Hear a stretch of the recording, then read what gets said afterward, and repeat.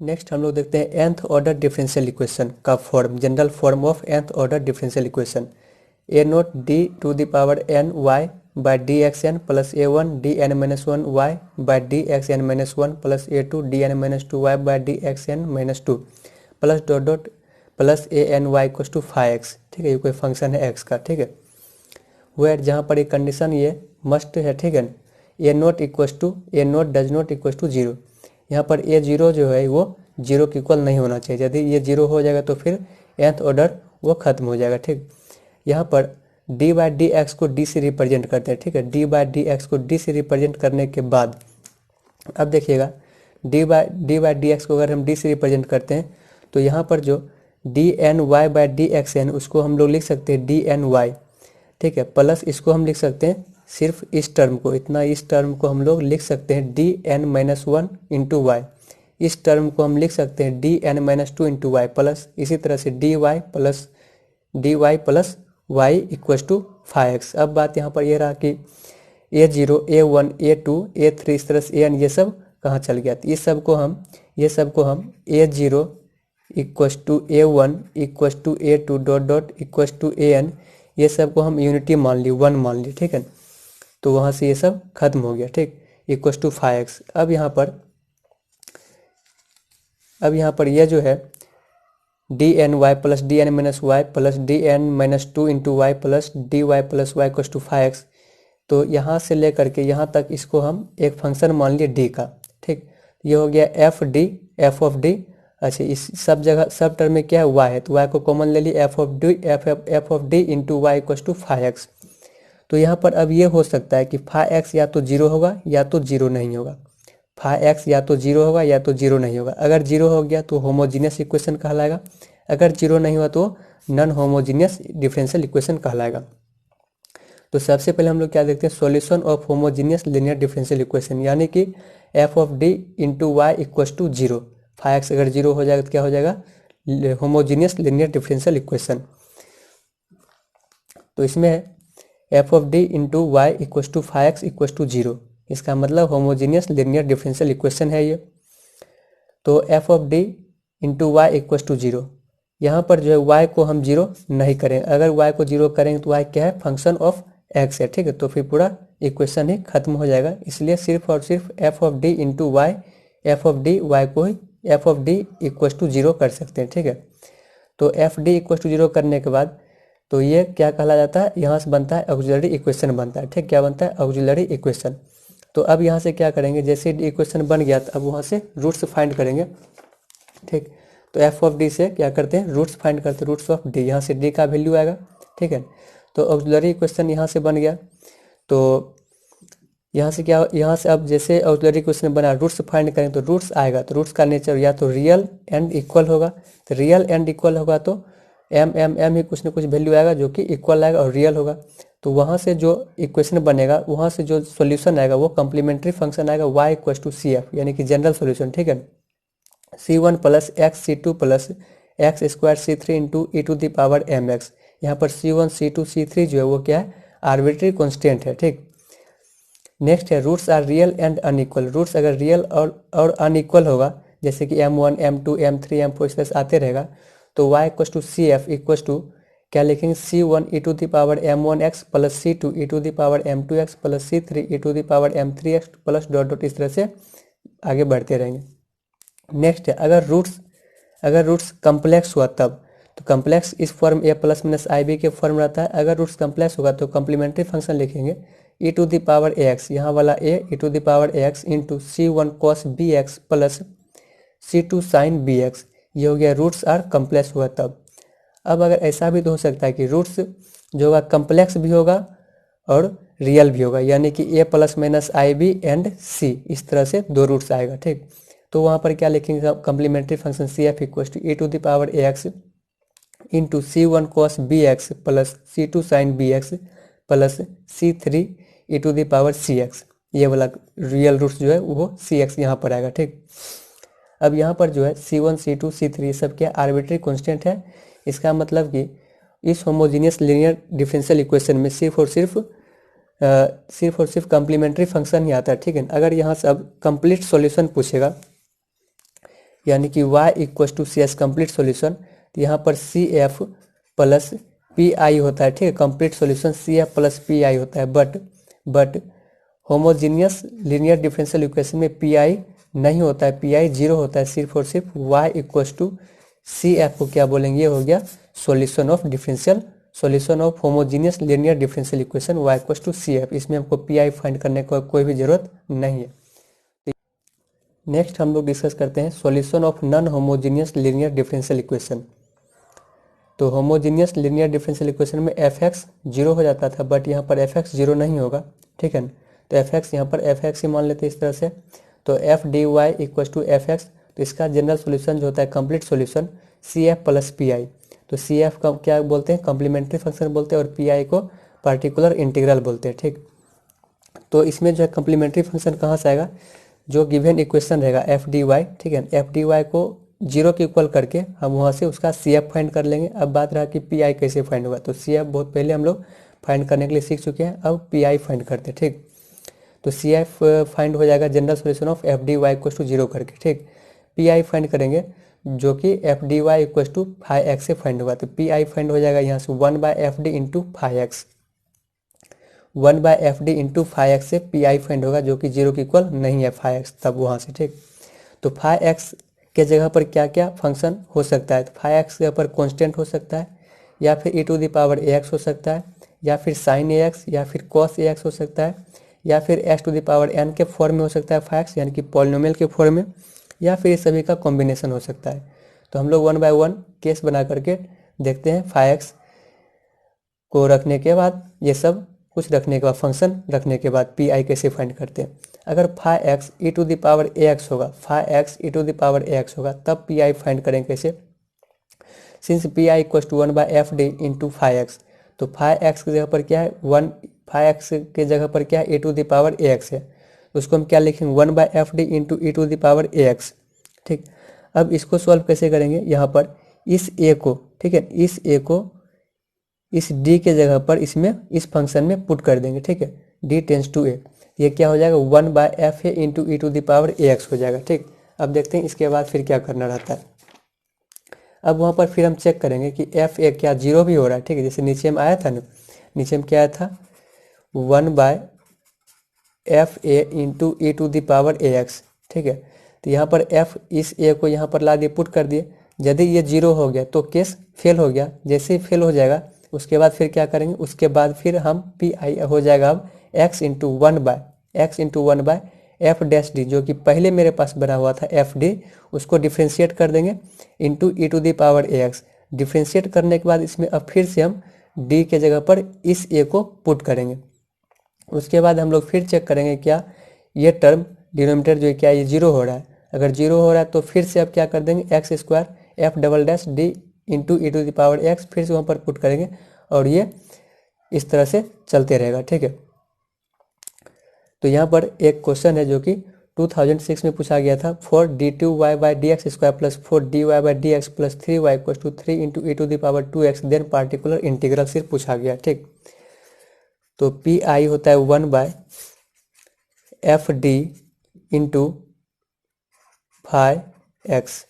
तो यहाँ पर हो जाएगा 1/एफ डी को क्या लिखेंगे D two plus four D plus three into three into E to the power two X. तो यहाँ पर क्या है ई टू द पावर एक्स था, तो उसको क्या करना है इसमें पुट कर देंगे, ठीक है, जहाँ जहाँ पर डी है। तो ये हो जाएगा 1/2 पुट करेंगे तो फिर ये हो जाएगा 1/2 का square plus four into two plus three into E to the power two X. तो इसको पहले हम लोग चेक करते हैं क्या ये जीरो हो रहा है, तो ये जीरो नहीं हो रहा है, तो ये हो गया 1/2 का स्क्वायर 4 प्लस 3 7 प्लस 4 प्लस 8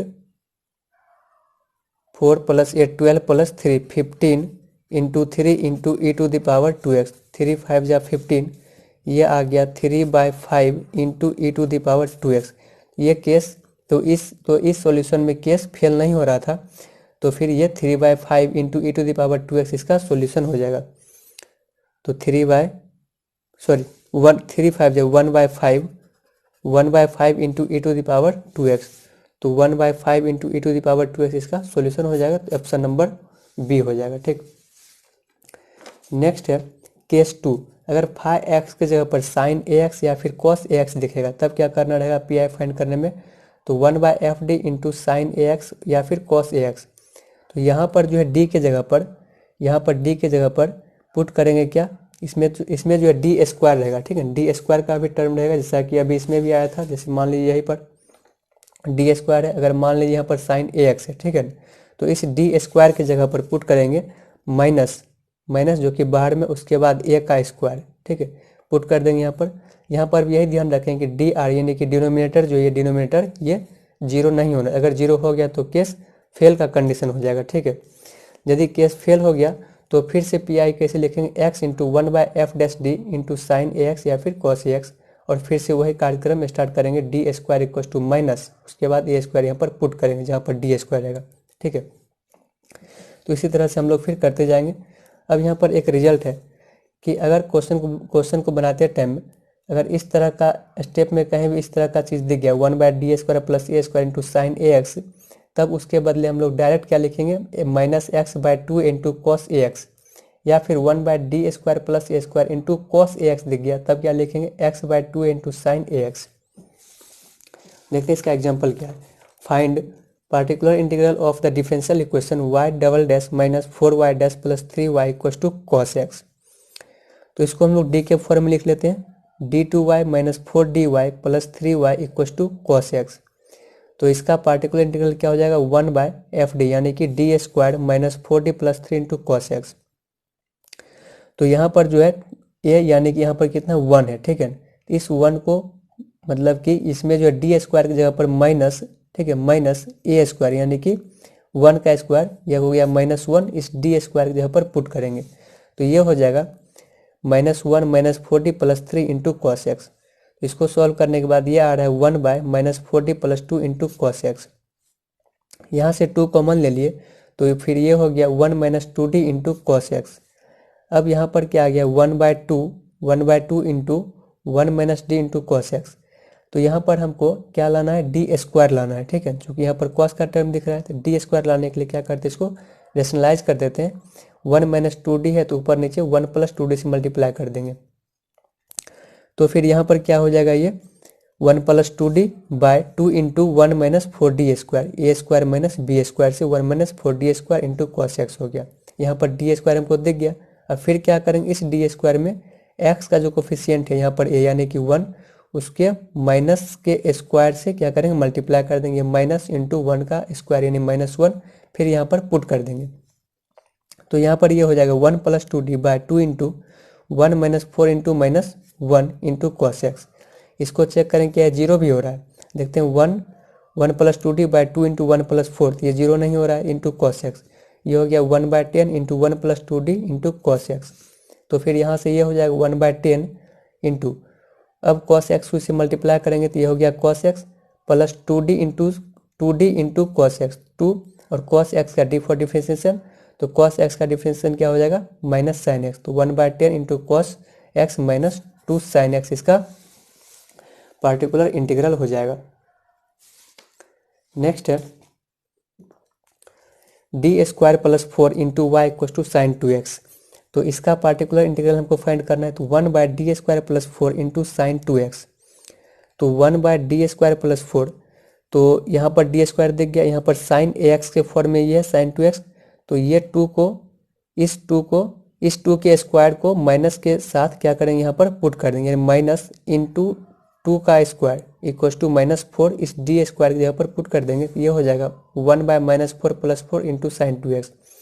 तो यहाँ पर जो भी डिनोमिनेटर वो क्या हो रहा है, जीरो हो जा रहा है, मतलब केस फेल का कंडीशन आ जा रहा है। तो उसके बाद फिर क्या करेंगे, पार्टिकुलर इंटीग्रल उसके बाद हो जाएगा x इंटू 1/2d प्लस, यानी ये कहाँ से है 2d प्लस, तो यहाँ पर क्या था 1/, यहाँ पर क्या था 1/f'd, तो यहाँ पर जो fd था ये, ठीक है, इसको डिफ्रेंशिएट करके उसके बाद यहाँ लिखेंगे। तो d2 यानी डी स्क्वायर का डिफ्रेंशिएट क्या होगा 2d + 4 का 0 साइन 2x। ठीक है, सिर्फ इसका डिफरेंस करना है, इसका डिफरेंशिएशन, ठीक है। तो 2d आ गया है इंटू साइन 2x, लेकिन हमको तो यहाँ पर हर हालत में d का स्क्वायर लाना है। तो क्या करेंगे, अब यहाँ से d से ऊपर नीचे मल्टीप्लाई कर देंगे, तो ये आ गया। d से मल्टीप्लाई कर देने के बाद d by 2d square into sine 2x, तो फिर से यहाँ पर d स्क्वायर आ गया। अब फिर से इस d स्क्वायर की जगह पर इस a को यानी कि 2 को क्या करेंगे, पुट करेंगे माइनस के साथ, ठीक है। माइनस इंटू 2 का स्क्वायर इक्वल टू -4, तो यहाँ पर -4 पुट कर दिए। ये क्या आ गया यहाँ पर x बाय -8। अब इस d इंटू साइन 2x मतलब साइन 2x का डिफ्रेंसिएशन करते हैं, तो यहाँ पर आ जाएगा 2 into cos 2x, cancel out करने के बाद -x/4 इंटू कॉस 2x। कुछ इस तरह से हम लोग फाइंड किए। बट अब ध्यान दीजिएगा, यहीं से पार्टिकुलर इंटीग्रल जो था यहाँ पर, सॉरी एफ डी, यहाँ पर ये किस फॉर्म में था, 1/1 D square plus 4। Particular integral जो हम फाइंड कर रहे हैं P I, 1/d square plus 4 into sine 2x के फॉर्म में था, ठीक है। तो यहाँ से अब उस रिजल्ट का, ठीक है, यहाँ पर जो भी हम लोग रिजल्ट डिस्कस किए थे वो रिजल्ट था ये कि 1/d square plus a square into sine ax अगर हमको दिख गया, डायरेक्ट हम लिखेंगे -x/2a इंटू कॉस ax। तो यहाँ पर हमको क्या दिख गया, 1/, from result 1/d square plus 4 को लिख सकते हैं d square plus 2 square into sine 2x। तो इसके बदले क्या हो जाएगा, पी आई हम लोग फाइंड कर रहे हैं, तो पी आई इसके बदले डायरेक्ट हम लोग क्या लिख सकते हैं, -x/2a, -x/2a। ये कितना है 2, 2 का 4 था तो 2 का स्क्वायर किए, तो 2 इंटू ए इंटू कॉस ax यानी कि कॉस 2x। ये कितना आ गया, -x/4 इंटू कॉस 2x। बस 1 2 3 स्टेप यहाँ से आंसर आ गया, सिर्फ इस रिजल्ट को याद रखने से, ठीक है। तो ये क्या था अभी तक, फाई एक्स क्या था, साइन ax और कॉस ax। नेक्स्ट है केस 3, इसमें क्या रहेगा, पॉलिनोमियल फंक्शन रहेगा। फाई एक्स के जगह पर क्या रहेगा, x⁴n। तब हम लोग को पी आई फाइंड करना है, तो 1/f d इंटू x⁴n। यहाँ पर जो एफ डी है, ठीक है, यहाँ पर जो एफ डी है इसको कन्वर्ट कर लेंगे, 1/gd 1 plus ji D whole to the power n। G D वही मतलब फंक्शन है डी का, सिर्फ 1 प्लस लाना है। इसको किसी भी तरह से एफ डी यहाँ पर जो कुछ भी रहेगा, ठीक है, इसको किसी भी तरह से 1 प्लस जी डी के फॉर्म में लाना है। तो यहाँ से हो जाएगा ये 1/1 plus ji d to the power n के फॉर्म में, power n into x to the power n। अब इसको ऊपर ले जाएंगे तो 1 plus ji d to the power -n into x to the power n। अब यहाँ पर क्या करेंगे, बायनोमियल एक्सपेंशन यूज करके इसको सॉल्व कर लेंगे, ठीक। तो रिजल्ट है कुछ इस तरह से कि d to the power m into x to the power n equal to 0 होता है। कब, जब ये m जो है, ठीक है, ग्रेटर देन n होगा तब। जैसे कि d³ इंटू एक्स स्क्वायर मान लीजिए कहीं पर आ रहा है तो उसका वैल्यू डायरेक्ट 0 लिखना है, ठीक। सेकेंड है 1 minus x to the power -1 equal to, इसका एक्सपेंशन हो जाता है 1 plus x square plus x³ plus x to the power 4 dot dot dot आते रहता है। इसको याद कैसे रखिएगा, तो यहाँ पर देखिए माइनस और यहाँ भी माइनस, तो माइनस इंटू माइनस प्लस, ये सब जगह क्या हो जाएगा, प्लस हो जाएगा। बाद में कि 1 plus x square plus x³ put करते चल जाएंगे। नेक्स्ट क्या है, 1 plus x to the power -1, तो यहाँ पर प्लस है और यहाँ माइनस, ठीक है। तो यहाँ पर क्या हो जाएगा, प्लस इंटू माइनस, माइनस 1 के बाद माइनस, फिर अल्टरनेट में प्लस माइनस करते हुए चल जाएंगे। तो 1 minus x plus x square minus x³ plus x to the power 4 plus dot dot. अब यहाँ पर क्या है, 1 minus x to the power -2 का एक्सपेंशन, ठीक है। तो यहाँ भी माइनस है, यहाँ भी माइनस, तो माइनस इंटू माइनस प्लस, हर टर्म में क्या होगा, प्लस होगा। यहाँ पर 2 है तो 2x से स्टार्ट करेंगे, 1 plus 2x plus 3x square plus 4x³ plus 5x to the power 4, इस तरह से चलते चल जाएंगे। अब यहाँ पर क्या है, 1 plus x to the power -2, तो इसमें क्या हो जाएगा, प्लस इंटू माइनस, तो माइनस, ठीक है, प्लस इंटू माइनस तो माइनस, तो 1 minus 2x plus 3x square minus 4x³, इस तरह से चलते चल जाएंगे इस टेक्निक। तो केस नंबर 4 है जिसमें कि है कॉम्बिनेशन। तो कॉम्बिनेशन में किसी का भी कॉम्बिनेशन हो सकता है, बट हम लोग यहाँ पर 2 कॉम्बिनेशन को देखेंगे। कॉम्बिनेशन फर्स्ट है फाई एक्स के जगह पर phi x equal to e to the power ax into g x रहेगा।